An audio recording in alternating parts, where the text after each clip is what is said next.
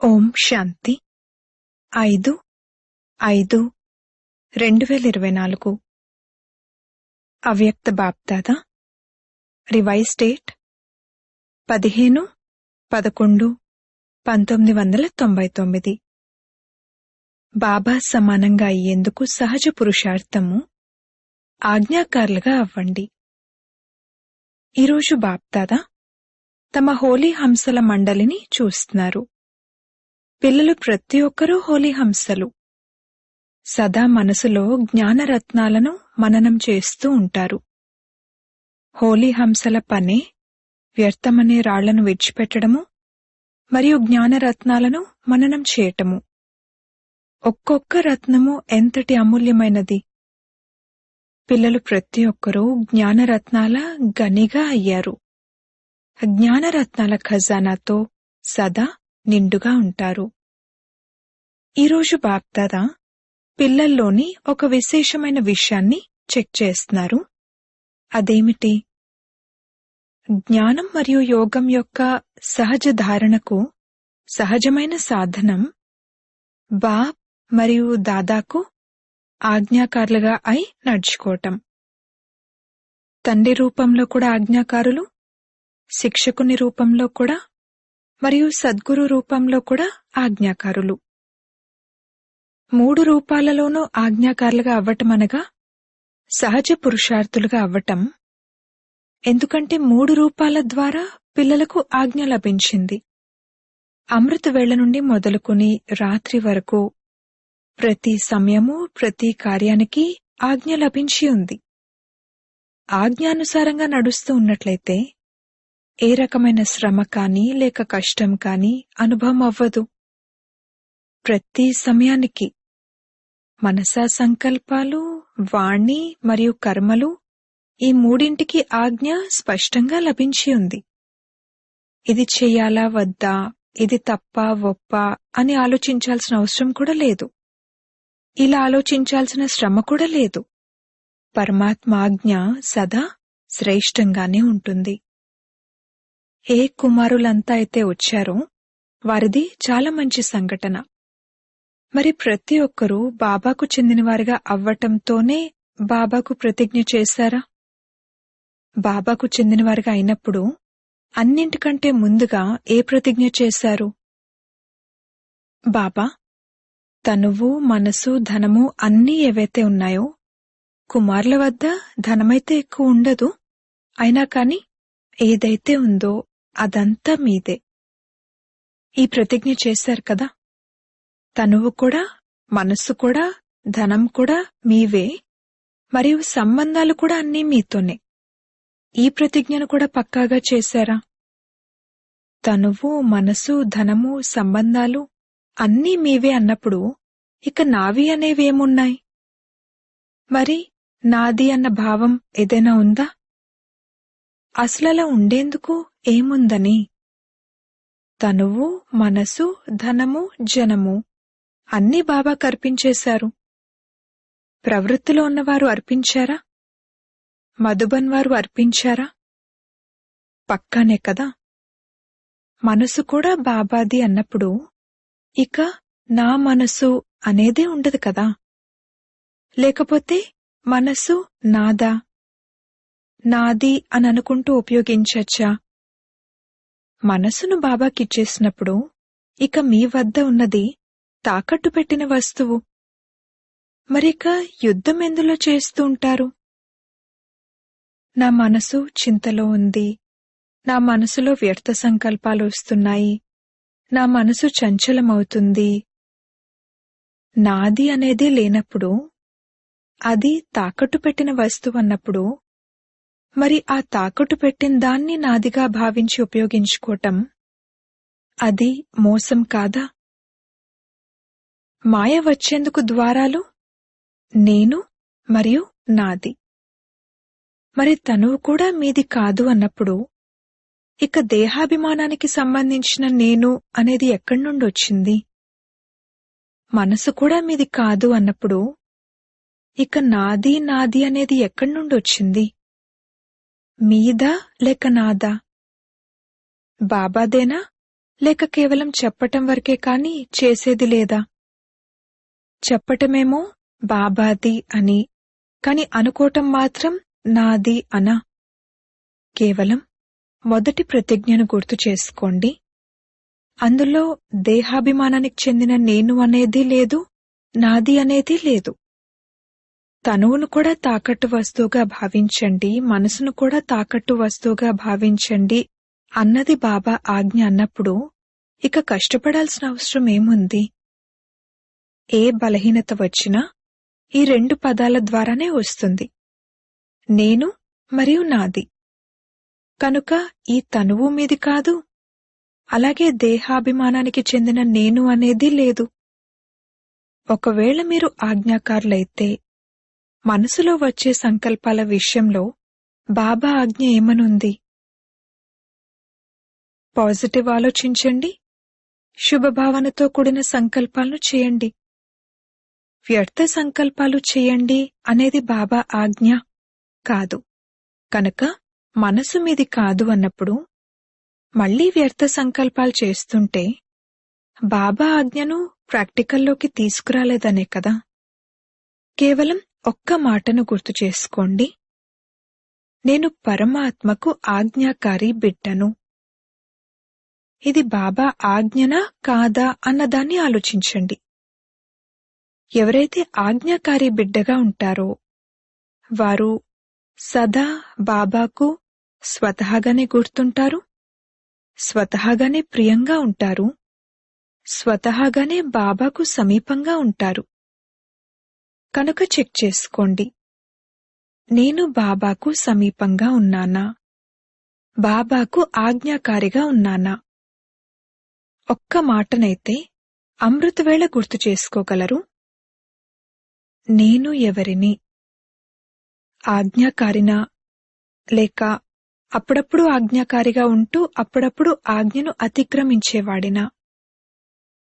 బాబ్దాదా సదా ఏమంటారంటే, ఏ రూపంలోనైనా ఒకవేళ ఒక్క బాబాతో ఉన్న సంబంధమే గుర్తుంటే, మనస్ఫూర్తిగా బాబా అని వెలువడితే సమీపతను అనుభవం చేస్తారు. బాబా బాబా అని కేవలం ఒక మంత్రంలా అనకండి. బయటవారు రామా రామా అనంటారు, అలా మీరు బాబా బాబా అనంటారు. అలా కాకుండా బాబా అన్న మాట మనసులో నుండి రావాలి. ప్రతి కర్మ చేసే కంటే ముందు చెక్ చేసుకోండి, మనసు కోసం, తనువు కోసం మరియు ధనం కోసం బాబా ఆజ్ఞ ఏమిటి? కుమార్ల వద్ద ఎంత తక్కువ ధనమున్నా కాని ధనం విషయంలో లెక్కల ఖాతా ఏ విధంగా పెట్టుకోమని బాబా ఆజ్ఞ ఇచ్చారో అలానే పెట్టుకున్నారా? లేకపోతే ఎలా తోస్తే అలా ఉపయోగిస్తున్నారా? కుమార్లు ప్రతి ఒక్కరూ ధనం యొక్క లెక్కల ఖాతాను కూడా పెట్టుకోవాలి. ధనాన్ని ఎక్కడ మరియు ఎలా ఉపయోగించాలి, మనసును కూడా ఎక్కడ మరియు ఎలా ఉపయోగించాలి, తనువును కూడా ఎక్కడ ఉపయోగించాలి, ఈ అన్ని విషయాల్లో లెక్కల ఖాతా ఉండాలి. దాదీలైన మీరు ధారణా క్లాస్ చేయించేటప్పుడు ధనాన్ని ఎలా ఉపయోగించాలి, ఏ విధంగా లెక్కల ఖాతా పెట్టుకోవాలి అన్నదాన్ని అర్థం చేయిస్తారు కదా. కుమార్లకు తెలుసా లెక్కల ఖాతాను ఏ విధంగా పెట్టుకోవాలి, ఎక్కడ ఉపయోగించాలి అన్నది తెలుసా? కొద్దిమంది చేతులెత్తుతున్నారు. కొత్త కొత్త వారు కూడా ఉన్నారు, వారికి తెలీదు. ఏమేం చేయాలి అన్నది వారికి తప్పకుండా చెప్పండి. అప్పుడు నిశ్చింతులుగా అయిపోతారు, భారం అనిపించదు. ఎందుకంటే మీ అందరి లక్ష్యం ఏమిటంటే కుమార్ అంటే లైట్, డబల్ లైట్. మేము నంబర్ 1లోకి రావాలి అని కుమార్లకు లక్ష్యం ఉంది కదా. మరి లక్ష్యంతో పాటు లక్షణాలు కూడా కావాలి. లక్ష్యం చాలా ఉన్నతంగా ఉండి లక్షణాలు లేకపోతే లక్ష్యానికి చేరుకోవటం కష్టం. అందుకే బాబా ఆజ్ఞ ఏదైతే ఉందో దాన్ని సదా బుద్ధిలో ఉంచుకుని ఆ తర్వాత కార్యంలోకి రండి. బాప్దాదా ఇంతకు ముందు కూడా అర్థం చేయించారు, బ్రాహ్మణ జీవితం యొక్క ముఖ్య ఖజానాలు సంకల్పం, సమయం మరియు శ్వాస. మీ శ్వాస కూడా చాలా అమూల్యమైనది. ఒక్క శ్వాస కూడా సాధారణంగా ఉండకూడదు, వ్యర్థంగా ఉండకూడదు. శ్వాస శ్వాసలోనూ మీ ఇష్టదేవతను గుర్తు చేసుకోండి అని భక్తిలోనూ అంటారు. శ్వాస కూడా వ్యర్థంగా పోకూడదు. జ్ఞాన ఖజానా, శక్తుల ఖజానా ఇవైతే ఉండనే ఉన్నాయి. కాని సంకల్పం, సమయం మరియు శ్వాస ముఖ్యమైన ఈ 3 ఖజానాలు ఆజ్ఞ ప్రమాణంగా సఫలమవుతున్నాయా? వ్యర్థమైతే అవ్వటం లేదు కదా. ఎందుకంటే వ్యర్థంగా పోతే జమ అవ్వదు. అంతేకాక జమా ఖాతాను ఈ సంగమంలోనే జమ చేసుకోవాలి. సత్యత్రేతాయుగాలలో శ్రేష్ఠ పదవిని ప్రాప్తి చేసుకోవాలన్నా, ద్వాపర కలియుగాలలో పూజ్య పదవిని పొందాలన్నా రెండింటి జమ ఈ సంగమంలోనే చేసుకోవాలి. ఆ లెక్కన ఆలోచించండి. సంగమ సమయంలోని జీవితం ఈ చిన్న జన్మలోని సంకల్పాలు, సమయం, శ్వాస ఎంత అమూల్యమైనవి. ఇందులో నిర్లక్ష్యులుగా అవ్వకండి. ఎలా పడితే అలా రోజు గడిచిపోయింది అన్నట్లు కాదు. ఒక్కరోజే కదా అలా గడిచిపోయింది అని కాదు. ఒక్కరోజులో చాలా చాలా పోగొట్టుకున్నారు. ఎప్పుడైనా వ్యర్థ సంకల్పాలు వస్తే, వ్యర్థంగా సమయం గడిచిపోతే, పోనీలే 5 నిమిషాలే కదా పోయింది అని అనుకోకండి. దానిని కాపాడుకోండి. సమయం అనుసారంగా ప్రకృతి తన కార్యంలో ఎంత తీవ్రంగా ఉందో చూడండి. ఏదో ఒక ఆట చూపిస్తూ ఉంటుంది. ఎక్కడో ఒకచోట ఆటను చూపిస్తూ ఉంటుంది. కాని ప్రకృతి పతులైన బ్రాహ్మణ పిల్లల ఆట ఒక్కటే ఎగిరే కళ ఆట. ప్రకృతి అయితే ఆటను చూపిస్తుంది కాని బ్రాహ్మణులు తమ ఎగిరే కళ ఆటను చూపిస్తున్నారా? ఒక బిడ్డ ఇలా జరిగింది, అలా జరిగింది అని ఒరిస్సాలోని సముద్ర తుఫాన్ యొక్క రిజల్ట్ గురించి రాసిచ్చారు. మరి ఆ ప్రకృతి ఆటనైతే చూశారు కదా. అయితే బాప్దాదా అడుగుతున్నారు, మీరు కేవలం ప్రకృతి ఆటే చూశారా? లేక మీ ఎగిరే కళ ఆటలో బిజీగా ఉన్నారా? లేక కేవలం సమాచారాన్ని వింటూ ఉన్నారా? సమాచారాన్నైతే అందరూ వినాల్సుంటుంది కూడా. కాని సమాచారాన్ని వినటంలో ఎంతైతే అభిరుచి ఉంటుందో అంతగా మీ ఎగిరే కళ ఆటలో ఉండటానికి అభిరుచి ఉందా? కొంతమంది పిల్లలు గుప్త యోగులుగా కూడా ఉన్నారు. అటువంటి గుప్త యోగి పిల్లలకు బాప్దాదా సహాయం కూడా ఎంతగానో లభించింది. మరియు అటువంటి పిల్లలు స్వయం కూడా అచలంగా సాక్షిగా ఉన్నారు. మరియు వాయుమండలంలో కూడా అవసరమైన సమయానికి సహయోగాన్ని ఇచ్చారు. ప్రభుత్వం వారు, చుట్టుపక్కల ప్రజలు ఏ విధంగా స్థూల సహయోగాన్ని ఇచ్చేందుకు సిద్ధమవుతారో అలా బ్రాహ్మణాత్మలు కూడా తమ సహయోగంగా శక్తిని, శాంతిని, సుఖాన్ని ఇచ్చే ఈశ్వరీయ శ్రేష్ఠ కార్యం ఏదైతే ఉందో అది చేశారా? ఆ ప్రభుత్వం ఇది చేసింది, ఫలానా దేశం అది చేసింది అని వాళ్ళు వెంటనే ప్రకటించడం మొదలుపెడతారు. మరి బాప్దాదా అడుగుతున్నారు, బ్రాహ్మణులైన మీరు కూడా మీ ఈ కార్యాన్ని చేశారా? మీరు కూడా అలర్ట్గా ఉండాలి. స్థూల సహయోగాన్ని ఇవ్వటం కూడా అవసరము. బాప్దాదా అది చెయ్యొద్దు అని అనరు. కాని బ్రాహ్మణాత్మల విశేష కార్యం ఏదైతే ఉందో, ఇతరులెవ్వరూ ఇవ్వలేని సహయోగం ఏదైతే ఉందో ఆ సహయోగాన్ని మీరు అలర్ట్గా అయి ఇచ్చారా? ఇవ్వాలి కదా. లేక వారికి కేవలం వస్త్రాలు, బియ్యమే కావాలా? ముందైతే మనసులో శాంతి కావాలి, ఎదుర్కొనే శక్తి కావాలి. మరి స్థూల సహయోగంతో పాటు సూక్ష్మ సహయోగాన్ని బ్రాహ్మణులే ఇవ్వగలరు. ఇతరులెవ్వరూ ఇవ్వలేరు. ఇప్పుడు జరిగింది అసలేమీ కాదు.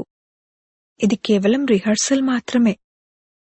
అసలైనవైతే మున్ముందు రానున్నాయి. ఆ రిహర్సల్ను మీక్కూడా బాబా మరియు సమయం చేయిస్తున్నాయి. కావున మీ వద్ద ఏ శక్తులు మరియు ఖజానాలైతే ఉన్నాయో వాటిని అవసరమైన సమయంలో ఉపయోగించటం వస్తుందా? కుమారులేం చేస్తారు? శక్తులు జమ అయి ఉన్నాయా? శాంతి జమ అయి ఉందా? ఉపయోగించటం వస్తుందా? చేతులైతే చాలా బాగా ఎత్తుతారు. ఇప్పుడు ప్రాక్టికల్లో చూపించండి. సాక్షిగా అయి చూడాలి కూడా, వినాలి కూడా, మరియు సహయోగాన్ని ఇవ్వాలి కూడా. చివర్లో అసలైనవి వాటి పాత్రను పోషించినప్పుడు ఆ సమయంలో వాటిని సాక్షిగా మరియు నిర్భయులుగా అయి చూడాలి కూడా, మరియు పాత్రను కూడా పోషించాలి. ఏ పాత్ర? దాతా పిల్లలు దాతగా అయి ఆత్మలకు ఏది కావాలంటే అది ఇస్తూ ఉండాలి. మరి మీరు మాస్టర్ దాతలే కదా. స్టాక్ను జమ చేసుకోండి. మీ వద్ద ఎంత స్టాక్ ఉంటే అంతగానే దాతగా అవ్వగలరు. అంతిమం వరకు మీకోసమే జమ చేసుకుంటూ ఉంటే దాతగా అవ్వలేరు. అనేక జన్మలు ఏ శ్రేష్ఠ పదవినైతే పొందాలో దానిని ప్రాప్తి చేసుకోలేరు. అందుకే ఒక విషయంలో మీ వద్ద స్టాక్ను జమ చేసుకోండి. శుభ భావన శ్రేష్ఠ కామని యొక్క బండారా సదా నిండుగా ఉండాలి. రెండవది, విశేష శక్తులేవైతే ఉన్నాయో ఆ శక్తులను ఏ సమయంలో ఎవరికి ఏవి కావాలో వాటిని ఇవ్వగలగాలి. ఇప్పుడు సమయం అనుసారంగా కేవలం మీ పురుషార్థానికి మీ సంకల్పాలను మరియు సమయాన్ని ఉపయోగించండి. దాంతో పాటుగా దాతగా అయి విశ్వానికి కూడా సహయోగాన్ని ఇవ్వండి. మీరు చేయాల్సిన పురుషార్థాన్నైతే వినిపించాము. అమృత వేళలోనే నేను ఆజ్ఞాకారి బిడ్డను అని అనుకోండి. ప్రతి కర్మకు ఆజ్ఞ లభించి ఉంది. మేల్కొనేందుకు, నిద్రించేందుకు, తినేందుకు, కర్మయోగిగా అయ్యేందుకు, ఇలా ప్రతి కర్మకు ఆజ్ఞ లభించి ఉంది. ఆజ్ఞాకారిగా అవ్వటం, ఇదే బాబా సమానంగా అవ్వటం. కేవలం శ్రీమతంపైనే నడవండి. మన్మతమూ వద్దు, పరమతమూ వద్దు. ఏదీ కలపకండి. ఒక్కోసారి మన్మతంపై, ఒక్కోసారి పరమతంపై నడిచినట్లయితే శ్రమించాల్సి ఉంటుంది. సహజమనిపించదు. ఎందుకంటే మన్మతం, పరమతం ఎగరనివ్వవు. మన్మతం, పరమతం భారమైనవి మరియు ఆ భారం ఎగరనివ్వదు. శ్రీమతం డబల్ లైట్గా చేస్తుంది. శ్రీమతంపై నడవటం అనగా సహజంగా బాబా సమానంగా అవ్వటం. శ్రీమతంపై నడిచేవారిని ఏ పరిస్థితి కూడా కిందకు తీసుకురాలేదు. మరి శ్రీమతంపై నడవటం వస్తుందా? అచ్చా, మరి కుమారులిప్పుడేం చేస్తారు? ఆహ్వానం లభించింది, విశేషమైన పాలన లభించింది. చూడండి, మీరు ఎంత ప్రియమైన పిల్లలైపోయారు. మరిప్పుడిక మున్ముందేం చేస్తారు? రెస్పాన్స్ ఇస్తారా? లేక అక్కడకు వెళ్తే అక్కడివారిగా, ఇక్కడికొస్తే ఇక్కడివారిగా ఉంటారా? అలా అయితే లేరు కదా. ఇక్కడైతే చాలా ఆనందంలో ఉన్నారు. మాయదాడి నుండి రక్షింపబడి ఉన్నారు. ఇక్కడ మధుబన్లో కూడా మాయ వచ్చింది అని అనేవారెవరైనా ఉన్నారా? మధుబన్లో కూడా శ్రమించాల్సి వచ్చింది అని అనేవారెవరైనా ఉన్నారా? సురక్షితంగా ఉన్నారు. మంచిది. బాప్దాదా కూడా సంతోషిస్తారు. ప్రభుత్వం వారికి కూడా యూత్ గ్రూప్ వైపుకు అటెన్షన్ వెళ్లే సమయం వస్తుంది. కానీ మీరెప్పుడైతే విఘ్న వినాశకులుగా అవుతారో అప్పుడే వారి అటెన్షన్ వస్తుంది. విఘ్న వినాశక్ అనేది ఎవరి పేరు? మీదే కదా. ఏ కుమార్నైనా ఎదుర్కొనేందుకు విఘ్నాలకు ధైర్యం ఉండకూడదు. అప్పుడు విఘ్న వినాశకులు అని అంటారు. విఘ్నం ఓడిపోలే కాని అది దాడి చేయకూడదు.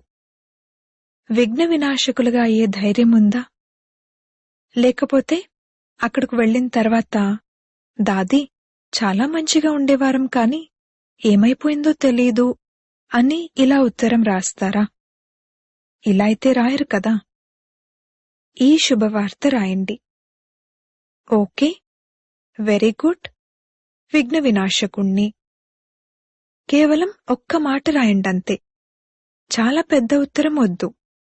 ఓకే. అచ్చా. మధుబన్ యొక్క విశేషత కూడా బాప్దాదా వద్దకు చేరుకుంది. మధుబన్ వారు తమ చార్ట్ పంపించారు. అది బాప్దాదా వద్దకు చేరుకుంది. బాప్దాదా పిల్లలందర్నీ ఆజ్ఞను పాటించే ఆజ్ఞాకారి పిల్లలు అన్న దృష్టితో చూస్తారు. విశేష కార్యం లభించింది మరియు ఎవరు రెడీగా చేశారు, ఇందుకు విశేషంగా అభినందనలు ఇస్తున్నాము. అచ్చా, ప్రతి ఒక్కరూ తమది స్పష్టంగా రాశారు. దాదీతో మీరు కూడా రిజల్ట్ చూసి క్లాస్ చేయించండి. వారి అవస్థ గురించిన చార్ట్ బాగా రాశారు. బాప్దాదా అయితే అభినందనలు ఇస్తూనే ఉన్నారు. సత్యమైన హృదయంపై సత్యమైన సాహెబ్ రాజీ అవుతారు. అచ్చా, నలువైపులా ఉన్న బాప్దాదా యొక్క ఆజ్ఞాకారి పిల్లలకు, సదా విఘ్న వినాశక పిల్లలకు, సదా శ్రీమతంపై సహజంగా నడిచేవారికి, శ్రమ నుండి ముక్తులుగా ఉండేవారికి, సదా ఆనందంలో ఎగిరే మరియు ఎగిరింపజేసేవారికి, సర్వ ఖజానాల భండారాతో నిండుగా ఉండేవారికి, ఇటువంటి బాబాకు సమీపంగా మరియు సమానంగా ఉండే పిల్లలకు చాలా చాలా ప్రియస్మృతులు మరియు నమస్తే. కుమారులకు కూడా విశేషంగా అలసిపోనివారిగా మరియు ఎవర్ రెడీగా ఉంటూ సదా ఎగిరే కళలో ఎగిరేవారికి బాప్దాదా యొక్క విశేష ప్రియస్మృతులు. బాప్దాదా డైమండ్ హాల్లో కూర్చుని ఉన్న సోదరీ సోదరులందరికీ దృష్టి ఇవ్వడానికి హాల్లోకి వెళ్లి తిరిగారు. బాప్దాదాకు పిల్లలు ప్రతి ఒక్కరి పట్ల చాలా చాలా చాలా ప్రేమ ఉంది. మాపై బాప్దాదాకు తక్కువ ప్రేమ ఉంది అని అనుకోకండి. మీరు మర్చిపోయినా కాని బాబా నిరంతరం పిల్లలు ప్రతి ఒక్కరి మాలను జపిస్తూ ఉంటారు. ఎందుకంటే బాప్దాదాకు ప్రతి బిడ్డ యొక్క విశేషత సదా ఎదురుగా ఉంటుంది. ఏ బిడ్డ కూడా విశేషంగా లేరు అన్నది లేదు. ప్రతి బిడ్డ విశేషమైన వారే. బాబా ఎప్పుడూ ఒక్క బిడ్డను కూడా మర్చిపోరు. కనుక అందరూ స్వయాన్ని నేను విశేషాత్మను మరియు విశేష కార్యం కొరకు నిమిత్తమై ఉన్నాను అని భావిస్తూ ముందుకు వెళ్తూ ఉండండి. అచ్చా, వరదానము: సదా ఆత్మిక స్థితిలో ఉంటూ ఇతరులో కూడా ఆత్మను చూసే ఆత్మిక గులాబీ భవ. ఆత్మిక గులాబీ అంటే వారిలో సదా ఆత్మిక సుగంధం ఉంటుంది. ఆత్మిక సుగంధం కలవారు ఎక్కడ చూసినా ఎవర్ని చూసినా ఆత్మనే చూస్తారు, శరీరాన్ని కాదు. కావున స్వయం కూడా సదా ఆత్మిక స్థితిలో ఉండండి మరియు ఇతరుల్లో కూడా ఆత్మనే చూడండి. ఏ విధంగా బాబా ఉన్నతోన్నతమైన వారో అదే విధంగా వారి పుష్పాల తోట కూడా ఉన్నతోన్నతమైనది. ఆ తోటకు విశేషమైన అలంకారం ఆత్మిక గులాబీలైన పిల్లలైన మీరే. మీ ఆత్మిక సుగంధం అనేకాత్మల కళ్యాణం చేస్తుంది. స్లోగన్: మర్యాదను ఉల్లంఘించి ఎవరికైనా సుఖాన్ని ఇచ్చారంటే అది కూడా దుఃఖం యొక్క ఖాతాలో జమ అవుతుంది. ఓం శాంతి.